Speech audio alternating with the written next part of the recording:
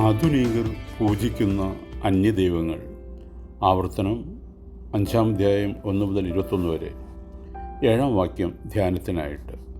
ഞാനല്ലാതെ അന്യദൈവങ്ങൾ നിനക്ക് ഉണ്ടാകരുത്. ആധുനികരിൽ അധിക പങ്കാളുകളും ഇന്ന് മറ്റു ദൈവങ്ങളെ ആരാധിക്കുന്നവരാണ്. അവർ ഹൃദയത്തിൻ്റെ ശ്രീകോവിലിൽ സാക്ഷാൽ ദൈവത്തെ പ്രതിഷ്ഠിക്കുന്നതിന് പകരം അനേകം അന്യദൈവങ്ങളെ പ്രതിഷ്ഠിച്ചിരിക്കുന്നു. ധനമാണ് ചിലരുടെ ദൈവം. ധനം വാരിക്കൂട്ടുന്നവരെ ധനദേവത കനിഞ്ഞനുഗ്രഹിക്കുന്നു എന്ന് ചിലർ പറയാറുണ്ട്. പണമുണ്ടെങ്കിലേ ഇക്കാലത്ത് സമുദായത്തിനും സമൂഹത്തിനും മാന്യസ്ഥാനം ലഭിക്കുകയുള്ളൂ.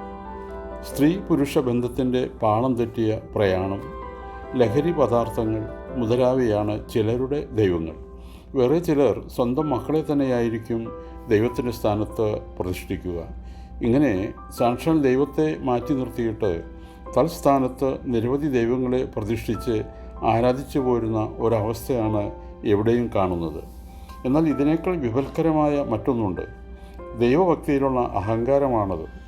ദൈവശാസ്ത്രത്തിൻ്റെ പുസ്തകക്കാരാണെന്ന് അഭിമാനിക്കുന്ന ചിലർ തങ്ങളുടെ വേദ പാണ്ഡിത്യത്തിൽ അഹങ്കരിക്കുന്നു. ദൈവശാസ്ത്ര പാണ്ഡിത്യത്തെ ദൈവമായി കരുതുന്നതും മറ്റൊരു തരത്തിലുള്ള വിഗ്രഹ ആരാധനയാണ്. ചിലർ ദൈവത്തിന് വേണ്ടി വക്കാലത്ത് പിടിക്കുന്നു. ദൈവത്തിന് ആരും കുട പിടിച്ചു കൊടുക്കേണ്ടെന്നുള്ള യാഥാർത്ഥ്യം അവർ ഓർക്കുന്നില്ല. നമ്മുടെ പാണ്ഡിത്യമല്ല, ലളിതവും ഋജുവുമായ ഭക്തിയാണ് ദൈവം വിലപ്പെട്ടതായി എണ്ണുന്നത്. ഭൂദാനത്തിൻ്റെ ഭക്തിയും മേൽപ്പത്തൂരിൻ്റെ വിഭക്തിയും അഥവാ പാണ്ഡിത്യവും സംബന്ധിച്ചുള്ള ഐതിഹ്യം പ്രസിദ്ധമാണല്ലോ. പൂന്താനം എഴുതിയ ലളിതമായ ചില കവിതകൾ പരിശോധിച്ച് തെറ്റുതിരുത്തി കൊടുക്കുവാൻ മഹാപണ്ഡിതനായ മേൽപ്പത്തൂരിനെ പൂന്താനം ഏൽപ്പിച്ചു. എന്നാൽ തൻ്റെ പാണ്ഡിത്യത്തിലുള്ള അഹന്ത മൂലം മേൽപ്പത്തൂർ ഈ അപേക്ഷ സ്വീകരിച്ചില്ല.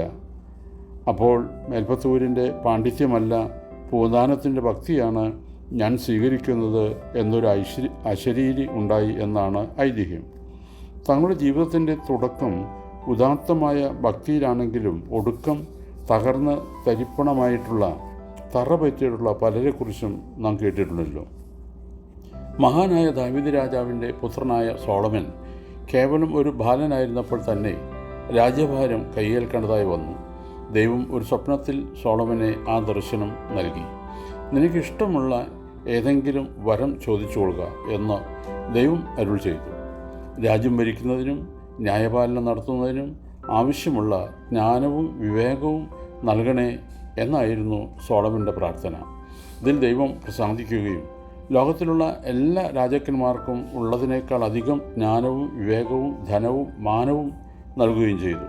അദ്ദേഹം ചരിത്ര പ്രസിദ്ധമായ യെരുശലേം ദേവാലയം നിർമ്മിക്കുകയും മഹാജ്ഞാനിയായ രാജാവെന്ന പ്രശസ്തി നേടുകയും ചെയ്തു. അജരേണ അദ്ദേഹം ഭോഗാസക്തിയിൽ മുഴുകി. 700-ൽ പരം ഭാര്യമാർ അദ്ദേഹത്തിനുണ്ടായിരുന്നു. വിജാതീയരായ ഭാര്യമാർക്ക് വേണ്ടി പൂജാഗിരികൾ നിർമ്മിച്ചു കൊടുക്കുകയും ചെയ്തു. ലോകം കണ്ടിട്ടുള്ളതിൽ വെച്ച് ഏറ്റവും മഹാനായ സോളമൻ ഉയർന്നെങ്കിലും ദൈവത്തിന് അനിഷ്ടമായത് പ്രവർത്തിച്ചതിനാൽ അദ്ദേഹം ദൈവകോപത്തിന് ഇരയായി. ഇസ്രായേലിൻ്റെ രാജ്യത്വം സോളമൻ്റെ സന്തതികൾക്ക് നൽകാതെ അദ്ദേഹത്തിൻ്റെ ദാസൻ്റെ മകന് നൽകപ്പെട്ടു. ഭക്തിയിലും ജ്ഞാനത്തിലും വിവേകത്തിലും സമ്പത്തിലും മറ്റും അഹങ്കരിക്കുന്ന ഏവർക്കും ഇതുപോലെയുള്ള പതനം ഉണ്ടാകാം. സോളമൻ പിൽക്കാലത്ത് തൻ്റെ പ്രതാപ കാലത്തിലേക്ക് തിരിഞ്ഞു നോക്കിക്കൊണ്ട് സകലവും മായ എന്ന് പറഞ്ഞു വിലപിച്ചു. പക്ഷേ വളരെ വൈകിപ്പോയി. ആ വേളയിലാണ് ഈ ബോധോദയം ഉണ്ടായത്. ഓർക്കണമേ, നല്ലത് അറിയുക, നന്നായി അറിയുക, ഇതാണ് ജീവിത വിജയം. സദൃശവാക്യങ്ങൾ 30-5. ദൈവത്തിൻ്റെ സകല വചനവും ശുദ്ധി ചെയ്തതാകുന്നു. അതിൽ ആശ്രയിക്കുന്നവർക്ക് അവൻ പരിച തന്നെ. ദൈവം അനുഗ്രഹിക്കട്ടെ.